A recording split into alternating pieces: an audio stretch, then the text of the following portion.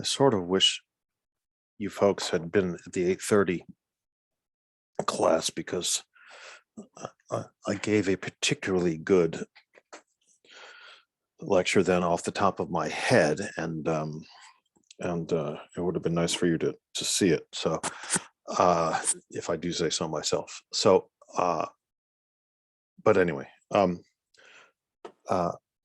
I think there are two things about the Civil War that I want you to know that have been misunderstood,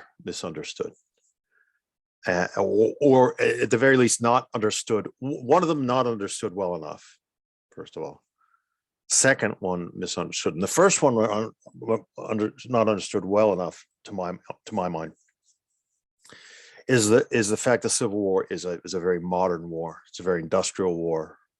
It's the first modern war, really, and I think it's extremely important because there are aspects of the Civil War during the Civil War that people aren't prepared for, right? Like the high level of casualties and deaths because of mutilation on the battlefield.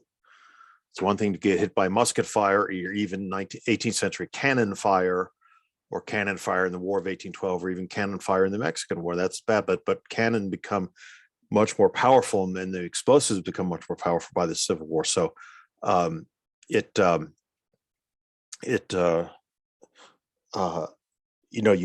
have the things that happen to people are much worse, and death rates are much higher and everything. So that's an extremely important thing. The technology of war changes to such a degree, and that and by the way, whenever this always happens in warfare, and everything else about war is always one or two steps behind the technology. So tactics are behind the technology. So everyone's shocked at some of the cannon bombardments and things like that, and have to change their sort of strategy and tactics. Everyone's shocked that a bomb could go off, a cannon shot could go off 100 feet away from you, and or 100 yards away from you, and you'd be killed by the shrapnel. So this is extremely important, but this is the first time. This is the first sort of steel war. Now, obviously, steel has been around forever, but steel is employed in this war in an amazing, to an amazing degree. Railroads are a vital part of the war effort. Ironclad ships, something we almost never talk about in Civil War history because it's so boring, seems to be so boring, is very important, and eliminates the idea of wooden ships from there on out. Also, the change of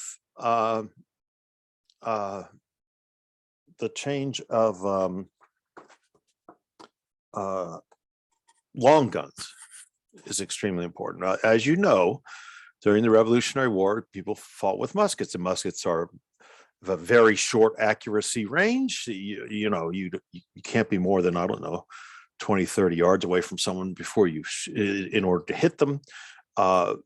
It's sort of just pull the trigger and pray that you'll hit somebody. Well, the rifle is invented, and a lot of people don't know that the rifle refers to something called rifling, which is the grooving of the interior of the barrel of a long gun with a helical pattern of grooves. Okay, and by the way, I didn't know it was helical. I just looked it up on eBay because I wanted to see when they were first made. But this is a thing called rifling. So if you were to look down, don't ever do this. If you look down the barrel of a rifle, of a long-barreled firearm, you'll see what's called rifling. Okay, and these grooves, they do this in cannons too. These grooves get the bullet or the projectile spinning in a certain way. They get it spinning usually clockwise, I think, and that means it sort of penetrates through the air. It burrows through the air, rather than, you know how a pitcher in baseball, if he throws a knuckleball, it doesn't spin as much, and the ball is forced to move around because of the pressure of the air. What makes a fastball go straight is the fact that you're putting spin on it. In the case of a fastball backspin, but a curveball also cuts through the air. Golf balls, dimple on the golf balls, mean they cut through the air and they fly straight. The whole reason I'm going on about this is rifling makes long gun battle much better, right? They're more accurate. So you could hit somebody from 300 yards away. 300 yards in 1861 is an enormous distance. It's absolutely enormous distance. So they have to. That changes everything.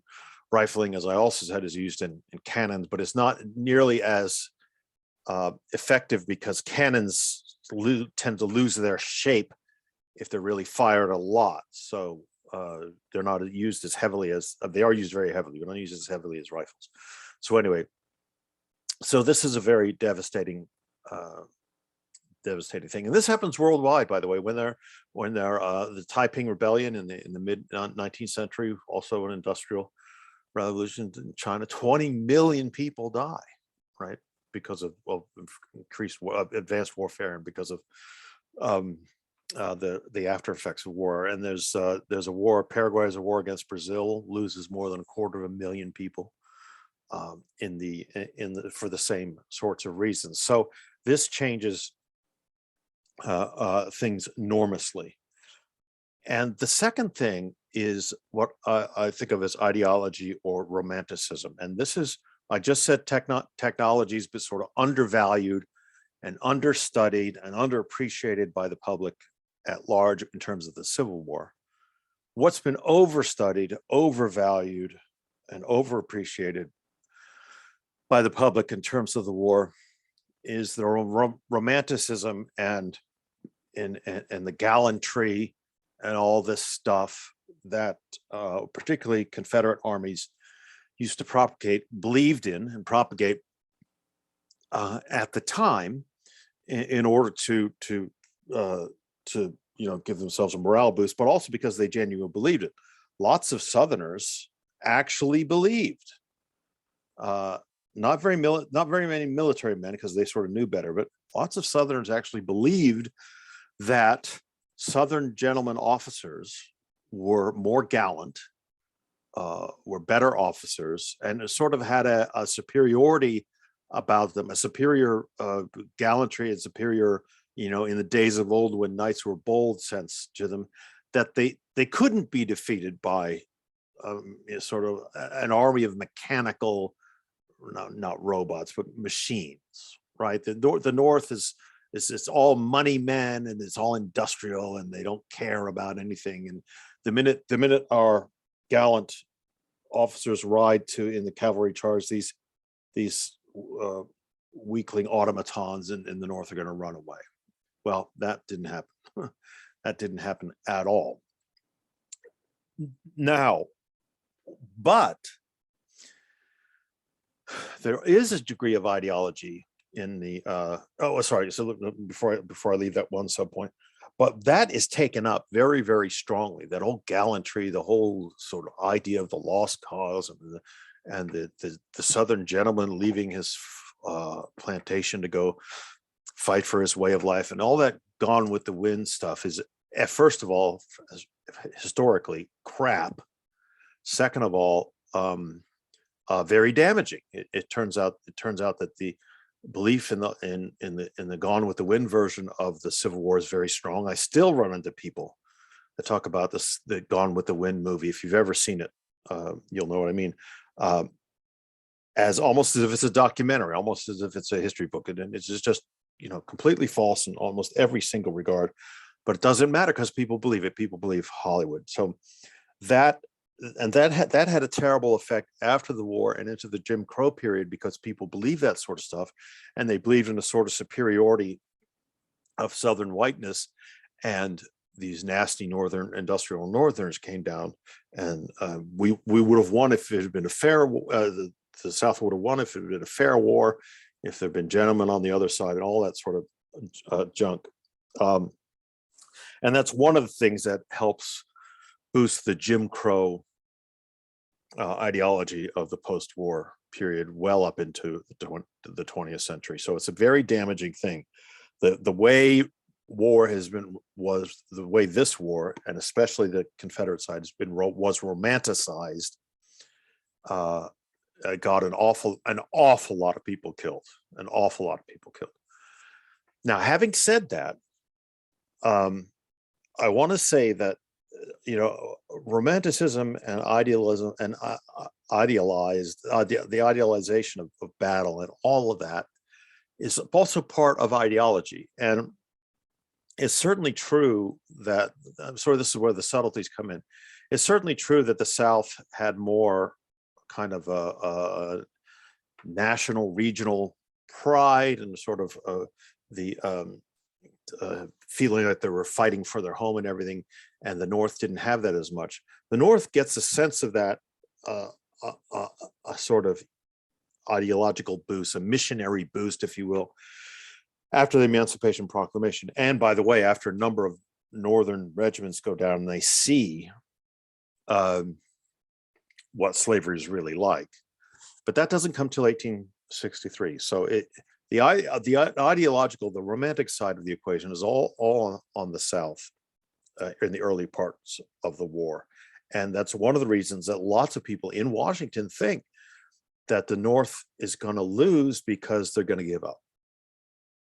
Okay, they don't have as much of a stake in it as the South does. So those are the two big sort of issues, misconceptions in the war that need to be addressed at the beginning. One is the technology, and the first modern war. Two is this over romanticization and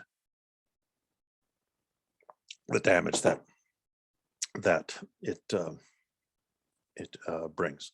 But so I don't want to start the war right away without talking more about background. Let me just go back to technology for a second. The North is overwhelmingly advantaged in terms of technology. There's railroads were infinitely more miles of railroad track in the North than in the Confederacy. There are more telegraph lines in the North, and in the Confederacy, there are more people, there are more soldiers, all sorts of other things. The North is tremendously enormous advantages over the South in the beginning, and everybody knows this, right?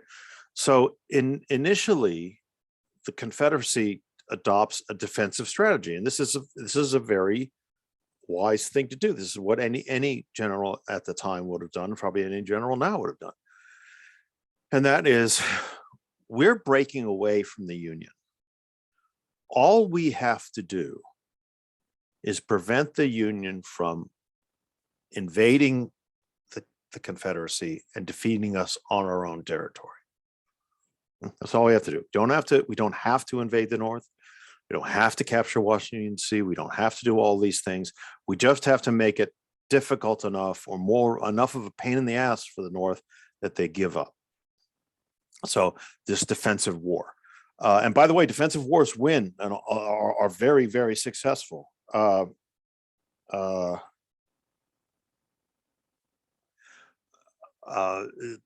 Revolutionary War from the American side is a defensive war. Just continually drawing the British into unwinnable battles and retreat, doing these tactical retreats. Very genius, but it's still a defensive war because there's no other way they could do it. And so the South knows this too. Okay. The North, however, and early on, a lot of the generals in the North don't fully appreciate that the South has time on its side. The South can wait this out. They don't have to do what the North does. The North has to go into the South and defeat it. Okay? But Lincoln's early generals didn't successfully use this idea. They didn't take advantage of the North's manpower and technology. When they got the army ready, the Army was pretty crappy. The discipline was bad. They're very untrained. Training took a long time. Organizing the Army took a long time. By the way, this is the same in the South. The idea that the gallant Southerners were natural soldiers is also BS. And getting, just because you're a backwoods North Carolina squirrel hunter doesn't mean you're going to be a great rifleman in a military militia. And for that matter, just because you're a backwoods Pennsylvania rifleman, does a squirrel hunter, doesn't mean you're going to be a great soldier. But anyway, so they both sides have problems getting the armies organized and together and fighting efficiently. So there's a lot. The first Battle of Bull Run, for instance, people, a lot of Union soldiers, upon first being fired upon, just say, well, the hell with this, throw down their arms and run away. Where was I going with that? So my military strategy is both different. Both sides have two different strategies, obviously, and but also they suffer from the same problems of organization and supply. Okay, now how does the war begins? We're past secession, and Fort Sumter's been fired on, and in the East anyway, the early years of the war, for most of the war, the fighting takes place in a relatively narrow corridor between Washington, D.C. and Richmond, Virginia. Okay, so Washington, D.C. becomes very well defended. The North is smart enough to realize they've got to surround Washington, D.C. and the heights of Arlington and things like that tremendously strongly in order to prevent Washington, D.C. from being captured, because after all, Washington, D.C. is really half in Virginia and half in Maryland. And so it's right up against a Confederate state, and it's inside the middle of a border state, inside a slave state. Maryland is a slave state. So Washington, D.C. is in this precarious position. So the Union Army immediately they all gang up and defend Washington. But when they first move into Virginia, they go to a place called, as I said, the Battle of Bull Run. And the first Battle of Bull Run, there's a Confederate victory, and it's very brutal. It's not brutal in the sense that the number of casualties is very high, but it is high. This isn't crazy like Antietam or Gettysburg. But pretty quickly, this is the first time each army sees the devastation that this modern warfare can bring. Okay, and you have, like I said, you have literally soldiers soiling their pants and running away after the first volley, and all sorts of things. So this is an extremely bad setback for the North. Soldiers run away on both sides, but because the North has gone down to Bull Run to invade, then the fact that the Confederacy adequately defends it is more or less a loss for the North. But anyway, and this proves to be just terrible. So Lincoln and the cabinet realized they have to get the army organized, and they have to get the army and turn it into a real professional modern army in terms of training and tactics, not just a bunch of state militias getting together and going out hunting Confederates. So Lincoln puts General George McClellan in charge of doing that, and that's a genius move. It's some of you who are Civil War buffs might know that I think that's a strange statement to make, because McClellan turns out to be a terrible battlefield general. But McClellan's an organizational genius. He's a training genius. He's a building an army genius, and he does that, and it is amazing. Then he doesn't do anything with the army. He just kind of sits there. There are attacks into Virginia, but Lee is able to repel them. They're sort of half-hearted attacks. This is still 1861, 62. And so McClellan just increasingly sort of retreats and concentrates around defending Maryland. And this is defending Washington, D.C. And this is 1860. This is 1862.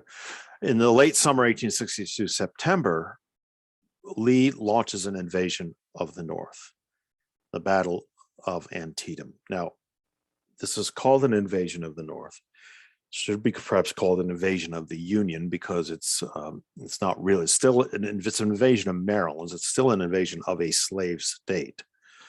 So it's not anything like Gettysburg, at least, as far north as Gettysburg, but it is an invasion of the North, and they fight at the Battle of Antietam in Maryland, and it's just absolutely horrific. It's the bloodiest day in U.S. history, the single bloodiest day in U.S. history. September 17th, 1862, worse than September 11th, worse than Pearl Harbor, worse than D-Day, worse than anything. It's just shocking, especially if you count Confederates as Americans as well as Union soldiers. Anyway, so McClellan's army stops Lee at the Battle of Antietam, but then does not chase them. Okay, so Lee has to retreat back to Maryland. Lincoln says to McClellan, and Secretary of War Stanton says to McClellan, okay, you got them on the run, go get them and eliminate them. Well, McClellan doesn't do that. Why doesn't McClellan do that? Well, it's difficult, and it's highly debated by historians, and especially by military history buffs and military technicians, and even people at West Point and the Naval Academy and all the other service academies. They still study this problem, and that is the question of how far are you willing to, or how far should you risk, I should say, stretching your supply lines? Okay, because McClellan, after Antietam, believes quite strongly, and perfectly good reason to think this, that he needs to retrench, resupply, and then he can attack the South.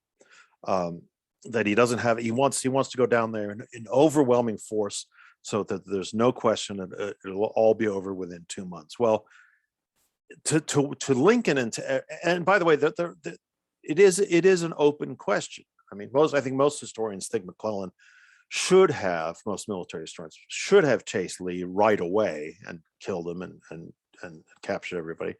But he didn't. But it is a kind of open question. There are lots of famous instances where this happens, and World War II in Europe would have been over a lot sooner if, after the invasion of France, when the French army and the British Expeditionary Force retreat to Dunkirk, okay, this sort of peninsula that leads out into the English Channel, the Germans have them on the run, majorly on the run. But two people, Rommel and Hitler, on the Nazi side, order halts, and they order halts because they fear they're going to outrun their supply lines. The machinery needs to be fixed. The tanks need to be repaired. They need to make sure there's enough food and all that kind of stuff. That you don't want to send the army further into enemy territory and then be stranded there and cut off from Germany. And so in this case, McClellan's arguing, I don't want to send everybody into Virginia and then be cut off from the North, because then the Union Army gets wiped out. Now, as I said, almost no historian agrees with McClellan. A military historian agrees with McClellan on this, but that's what he does. So this just drives Lincoln nuts, and fires McClellan, puts a man named Ambrose Burnside in his place. Now Burnside is a much more direct, much more commanding officer. He goes after the South. It goes into Virginia at Fredericksburg, but then loses the Battle of Fredericksburg, a disastrous defeat in 1862. And it kind of looks like, well, McClellan might have been right. You need to have 50 steamrollers rolling through the South. Otherwise, you're just going to get bogged down and fighting people in their own backyards and who are fighting for their own territory. And that's kind of what happens to Burnside. So 61, 62 are looking pretty bad for the North. It's an exaggeration, however, to say that 61 and 62 are victorious years for the Confederacy, because they aren't. Confederacy wins certain things, right? Wins the Battle of Bull Run, but the Battle of Bull Run is sort of like the what do you call it? The minor leaguers going out and playing before the major leaguers come and play.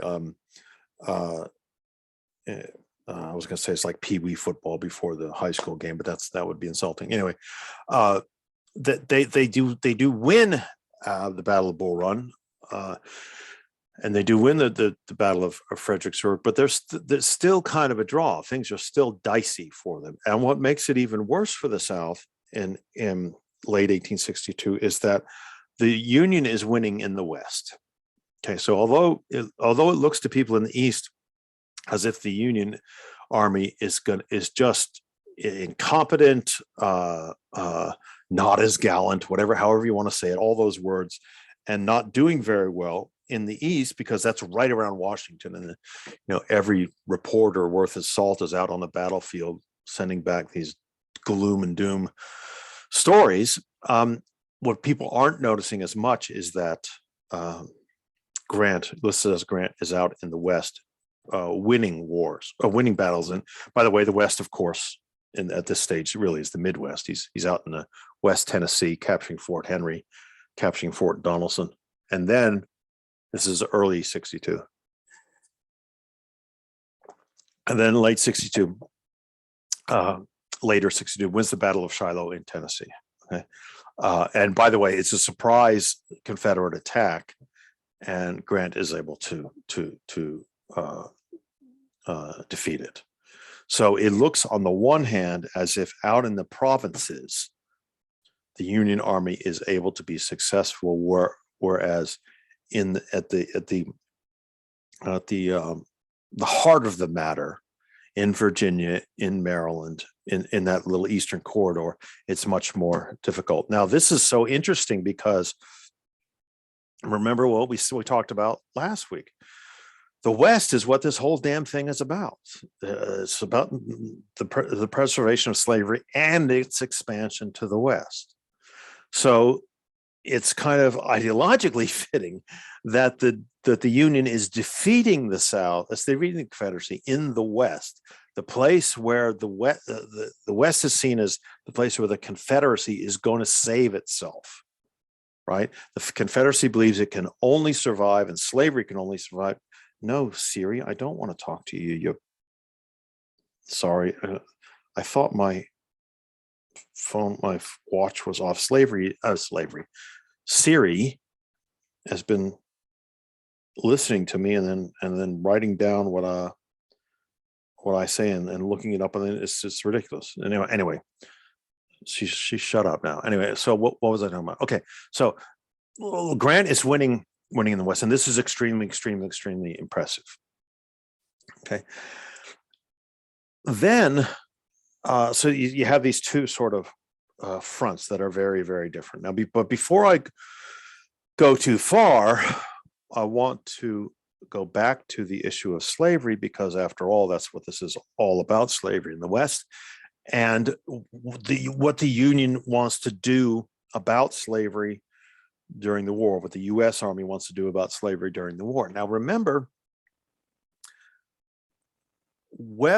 in 59, in 60, in 61, the whole raft of Lincoln's rhetoric is, yes, I'm against slavery. Yes, the Republican Party is an anti-slavery party. It's founded on anti-slavery and all of that. But the whole purpose of the Civil War, the whole purpose of fighting the Confederacy, and by the way, they could have just said, okay, never mind, leave if you want to form your own country, is to preserve the Union. So it's preserve the Union, preserve the Union, preserve the Union, preserve the Union. We're not going to abolish slavery. It's certainly not right away. The whole war is about it's about preserving the Union. But a couple of things happen. Okay.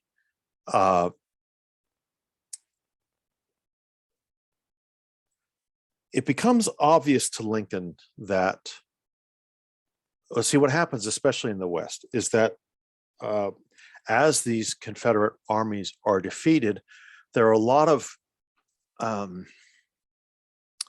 escaped African Americans, escaped slaves. There are a lot of people who are serving in the Confederate Army.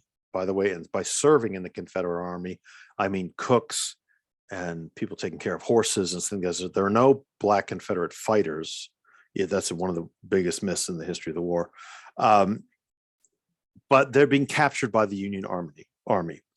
And rather than return them based on the Fugitive Slave Act, because the North can completely ignore the Fugitive Slave Act now because they're at war with the Confederacy. I'm not going to enforce a law that we made with a rebellious group of people. So anyway, the Army realizes very soon that these escaping slaves and the African Americans that they captured during the war, they can confiscate as war property. This is called contraband of war, and in fact, this group of people are called contraband, right? So it's like you capture a whole raft of Confederate cannon. Well, that's contraband in war. You capture Confederate farm, that's contraband of war. You capture slaves. By the way, it wasn't very hard to do, because as soon as you got to the farm, if they were there, they immediately wanted to be captured by the Union Army. Well, that's property too, and that's contraband. And this is causing immense problems for the Confederacy in the West because their labor force is being taken away from them. And the other thing that they notice is that during this period, during 62, really, he's getting reports from Grant especially, but also other people, Sherman, that these African Americans are proving to be absolutely invaluable on the effort of the U.S. Army, right? That they're volunteering. We're putting them in regiments. We're still segregated regiments at the time. They're freeing up a whole lot of people to, all of a sudden we now have all these cooks and these saddlers and blacksmiths and all these things that we were having to use Pennsylvania boys for, Pennsylvania squirrel hunters, who can now be put on the front line. So the Union Army is bolstered organizationally tremendously in the West anyway, tremendously by this infusion of new blood. And Lincoln realizes this. The cabinet realizes this. The Army is absolutely on board. The Army's been saying this is the best thing that's ever happened to us in this war so far, is these escaped African Americans and the ones who we capture as contraband. So Lincoln starts to think about, we can extend this. We can emancipate slaves in the Confederate States. It's important to remember, in the Confederate States. And explain that in a minute. And we continue to bolster our military this way. Okay. So he comes up with this idea for an Emancipation Proclamation, but the Secretary of State, William Seward, says, no, wait a minute. This is still 1862. We need to have a significant victory first before we can do anything like this. So 5 days after Antietam, September 22nd, 1862, Lincoln works on and issues something called the Preliminary Emancipation Proclamation. Preliminary Emancipation Proclamation. The North is very underwhelmed by this. People are like, why are we fighting? We don't want to be fighting to save Black people. Fighting to save the Union, yes, we want that, but we don't give a rat's ass about Black people. So they wait until after the midterm elections. By the way, there are Democrats win. They don't win control of Congress, but they win a lot of seats in the midterm elections. So things start to look kind of dicey for Lincoln. And so Lincoln then decides to turn emancipation into a forward-looking event.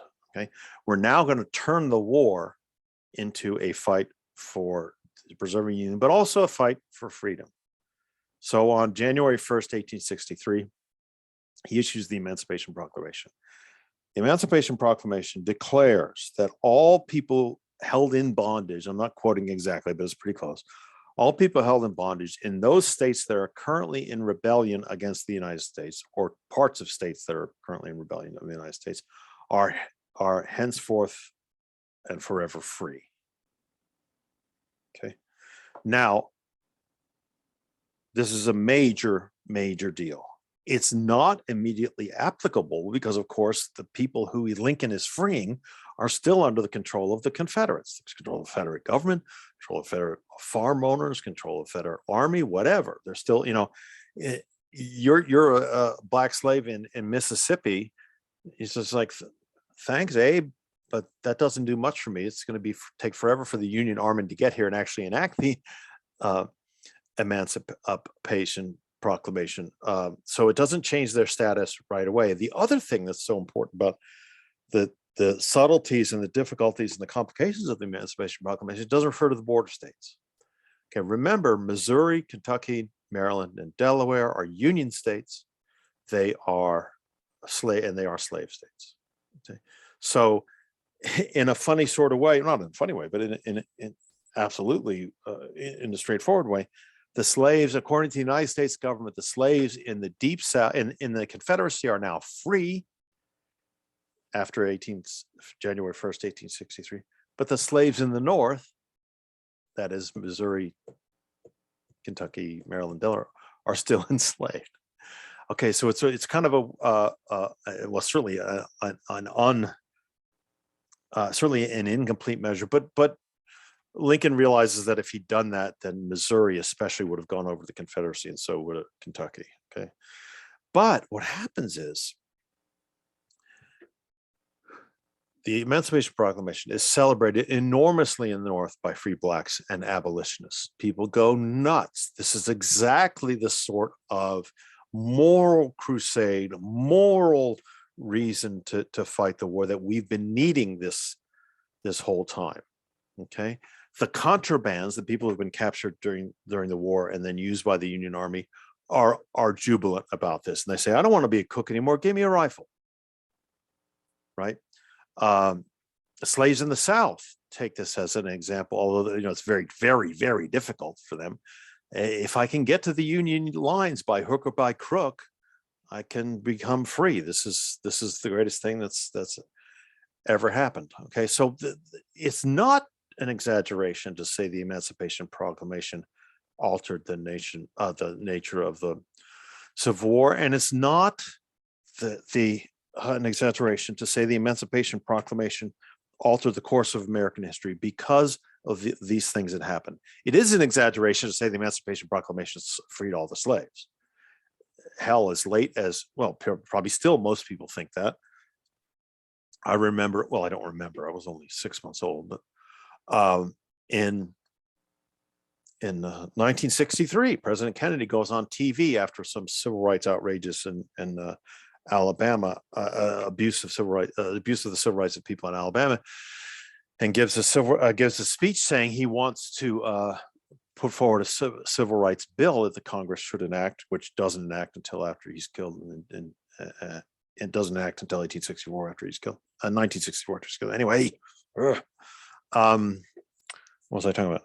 Yeah, so Kennedy, the president of the United States, perhaps one of the most well-read and highly educated presidents we've ever had, says African Americans, the slaves, have been free for 100 years, 1863 to 1963, but still their descendants are suffering from repression and discrimination. Well, that's not true.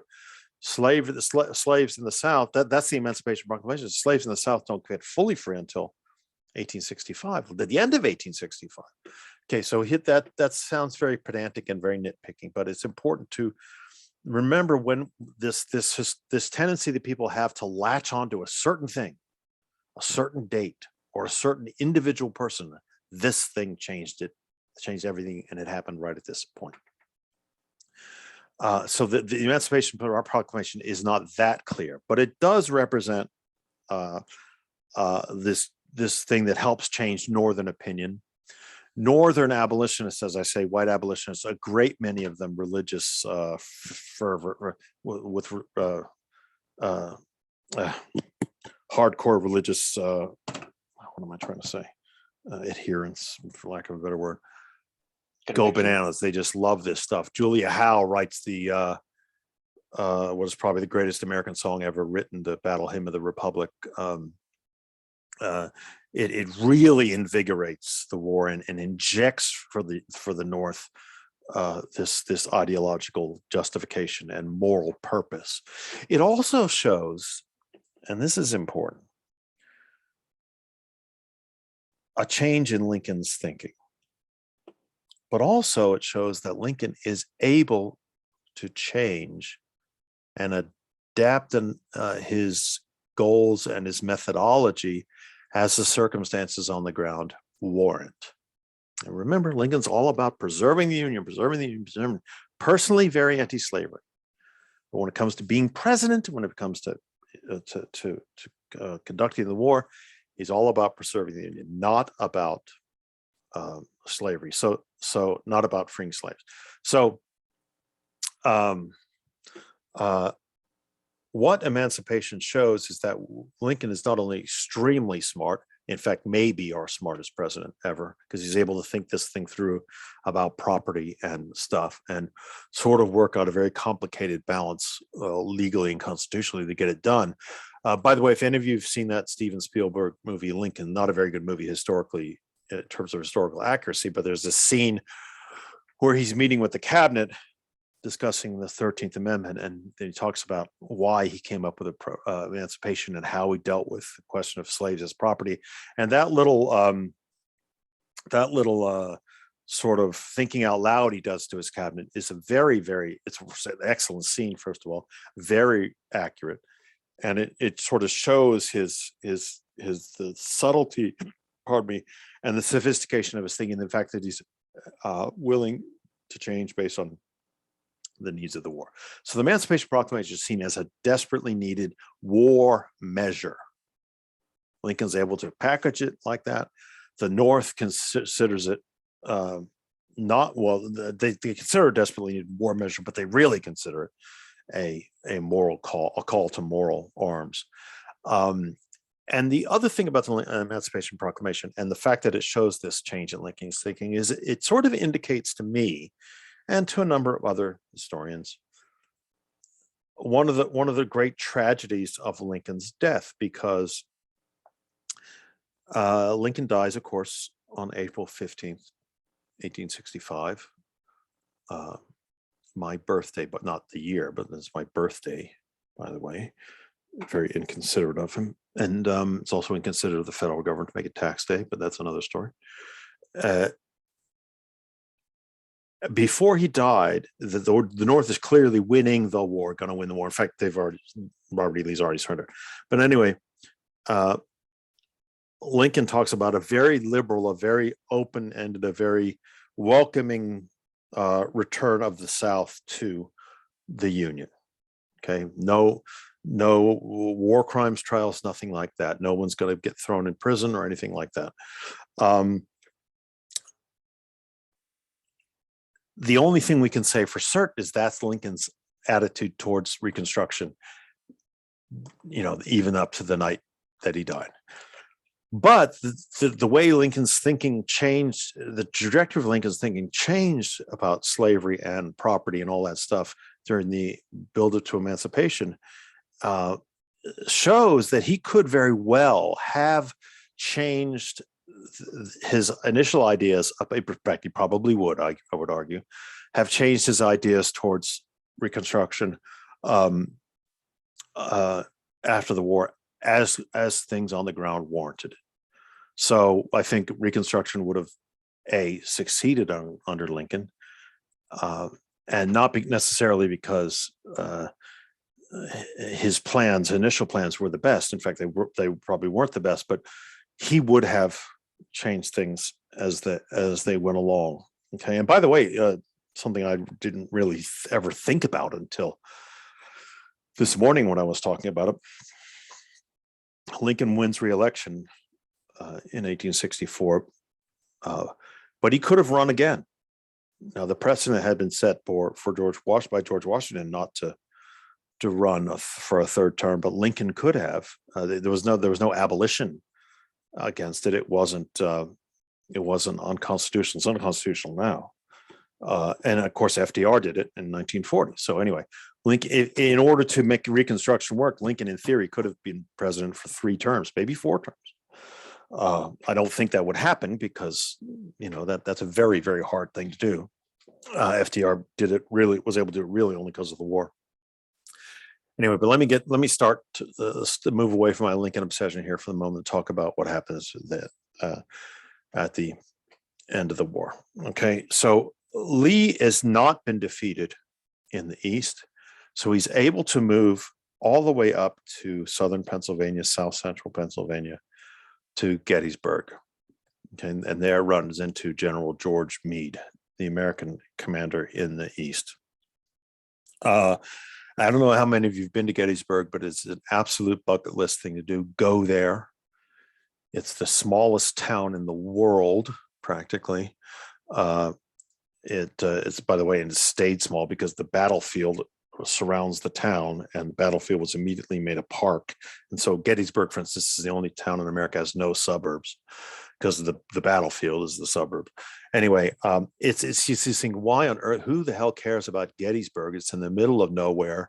It's tiny. It's just farms. There's a little college there called Gettysburg College, actually a seminary, I think, at that time.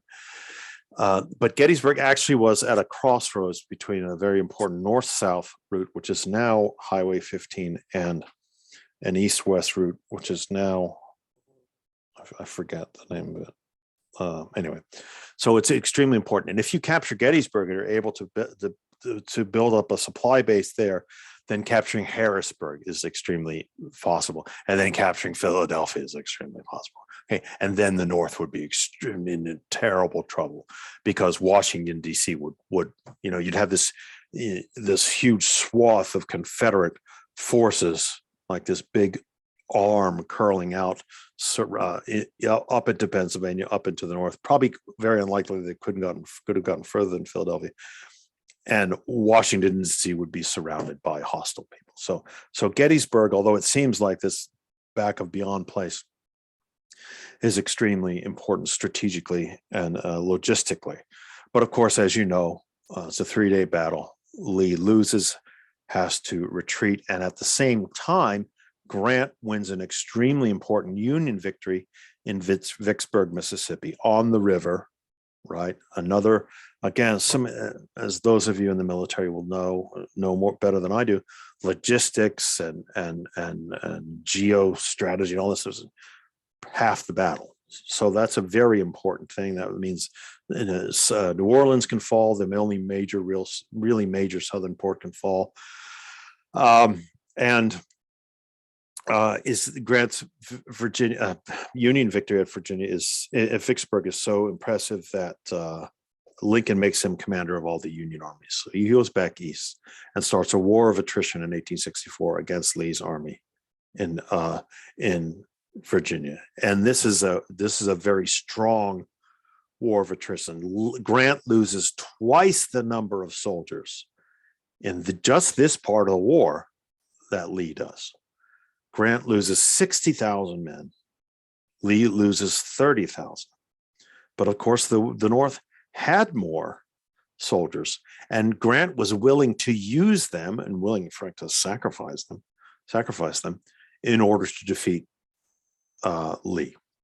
Okay, so Grant then besieges Lee at Petersburg in Virginia. At the same time, Sherman has gone down into Atlanta, right, and captured Georgia's main railroad station, perhaps the main railroad center for the whole Deep South.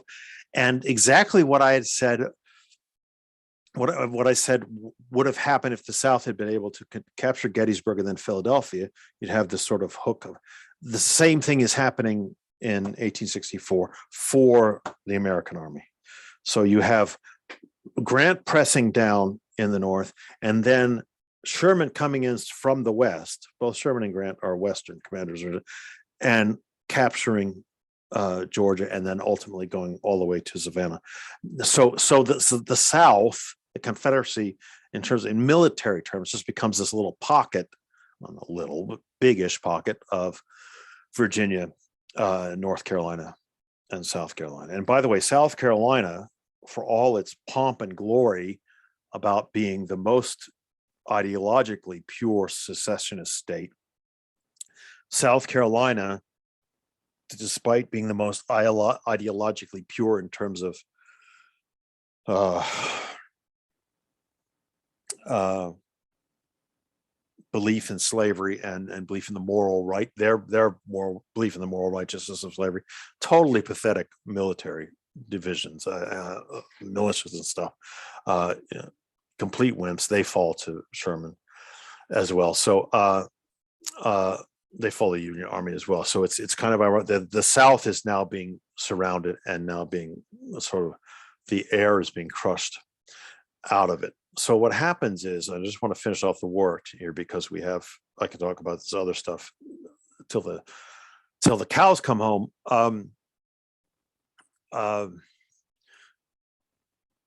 Lincoln by the way, Lincoln's reelected obviously in November 64. Gets the Congress to adopt the 13th Amendment at the end of January 1865. Then in April 3rd, 1865, Grant captures Richmond. Okay, well, that's the capital of the Confederacy. It's a pretty important strategic point. More importantly, it's an ideological thing, and it really looks like the war, the jig is up for the South. Now, this doesn't actually happen until Lee surrenders to Grant at Appomattox Courthouse on April 3rd, 1865. This is after, what was I just talking about? After Richmond, there continue to be these battles. Lee is still doing this retreat business, tactical retreats, which, by the way, worked for George Washington and had always worked for Lee up until this point.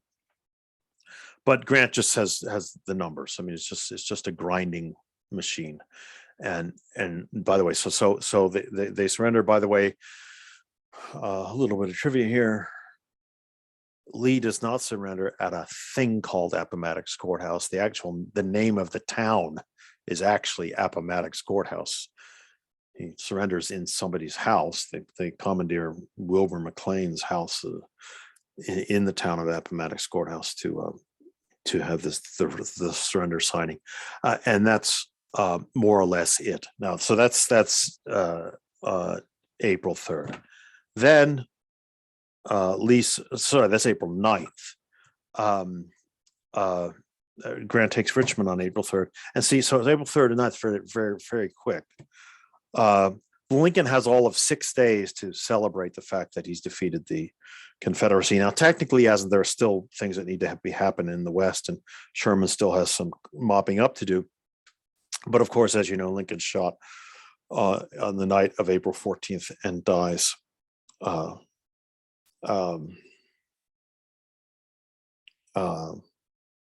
next morning, in the early morning, 2 a.m. or something like that. So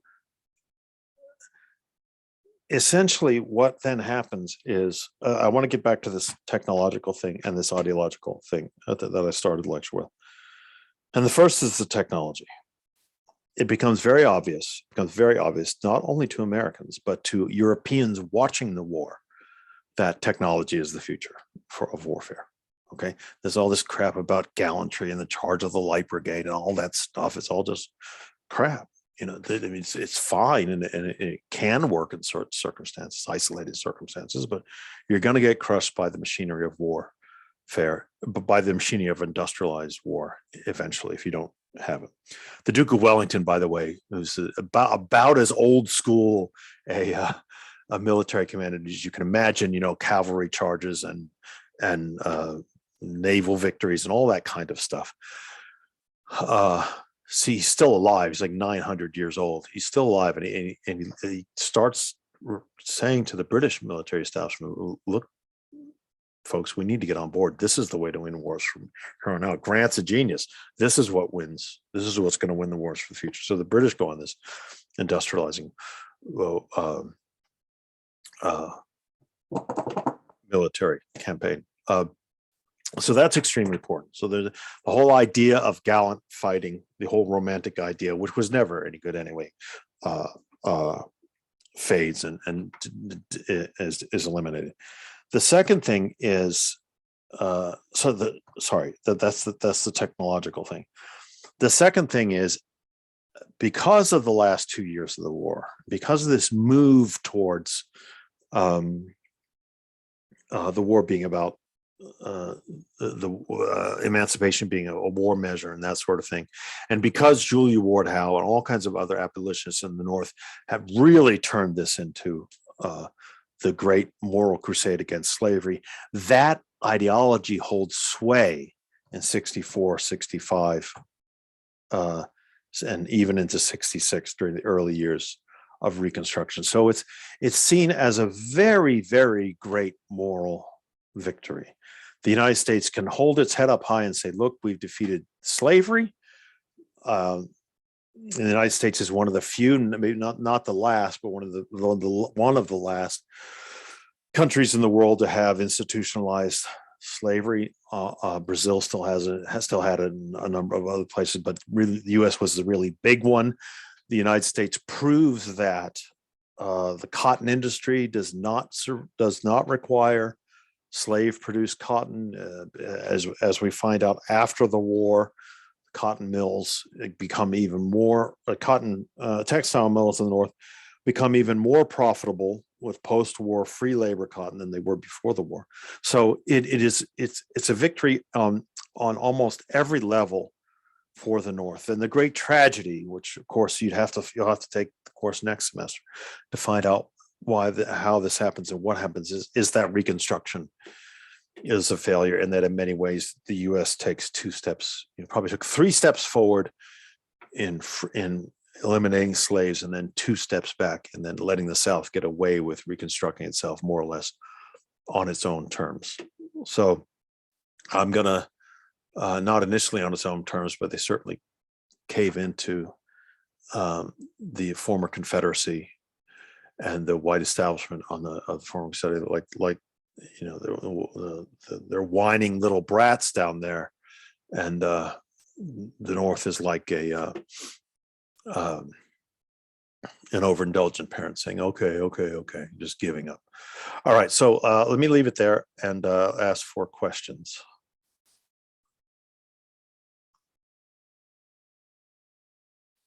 Joe, I will put that thing on Canvas today. If you don't see it before midnight, text me. I was going to ask you about the Lincoln film, but you already answered that one for me in terms of its accuracy.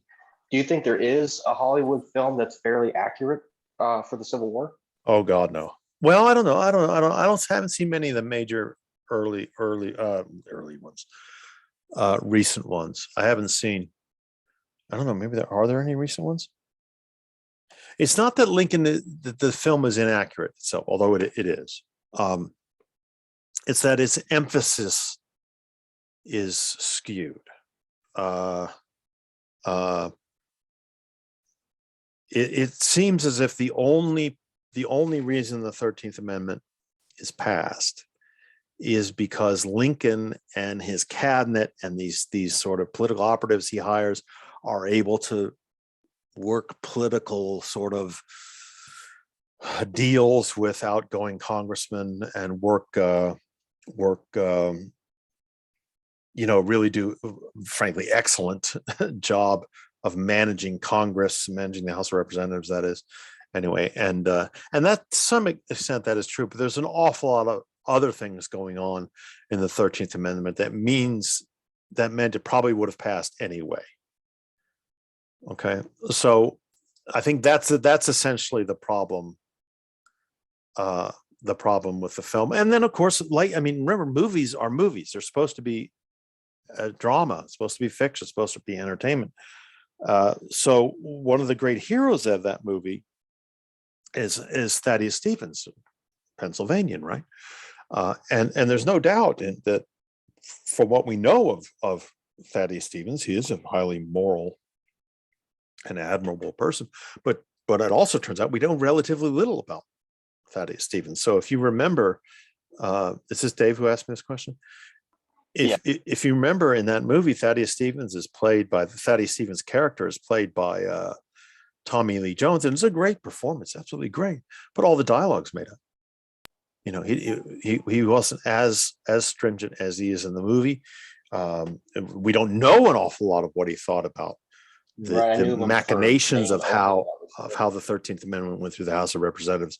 So that's all written in script. It's just like the movie Patton. all this, it's all Hollywood fiction. And that's fine. Great. Patton's a great movie. Love it. But you can't study history that way. Lincoln's a great movie. I love it. I hell for me to buy a movie on iTunes or whatever the hell, Apple TV or whatever, and own it, which I do. Lincoln is I never do that, and I bought it. So apart from those, the problems of what it chooses to emphasize, which is Lincoln's own struggle with not only his cabinet but with his family and a sort of personal struggles in having all this stuff happen all at the same time. It just feeds into the great man theory of history that all professional historians hate, because it's literally didn't happen that way. Much more complicated, far more people were involved. But it's a great movie. It's certainly not worse than Patton in terms of accuracy. It's certainly not worse than all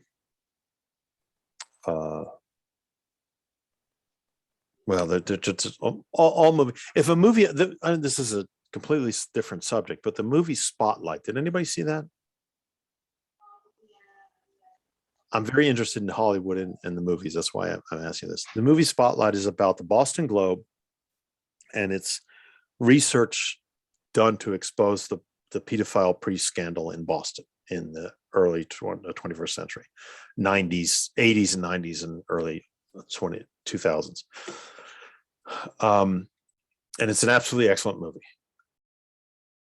But the historians who have studied this say it is 70, and they've actually put a number on this, is 73% accurate. Okay. But they hail it. That's a very, very high number for movie accuracy. So getting a C minus is really good. So if Spotlight only gets a 73, then Lincoln only gets a 50, and Lordy, Gone with the Wind gets a 7% or something. It is it's true that it does take place in the South. It's true there was a Civil War, but apart from that, that's about it.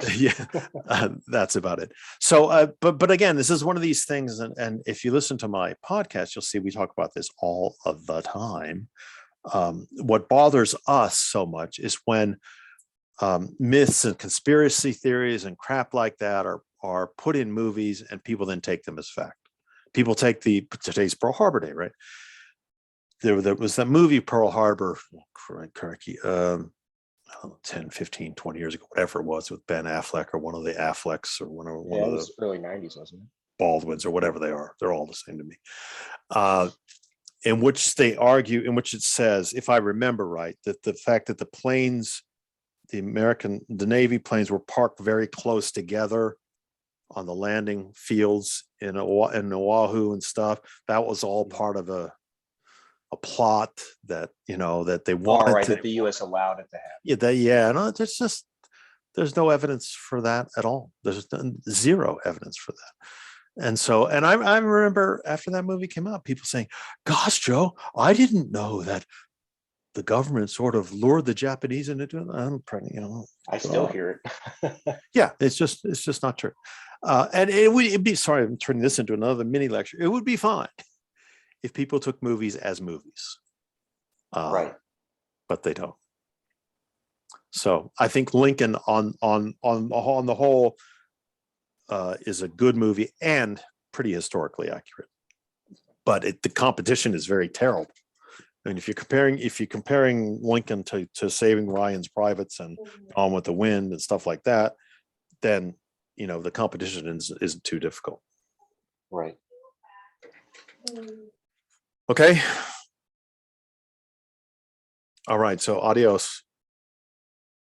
All right. Thank you. See ya.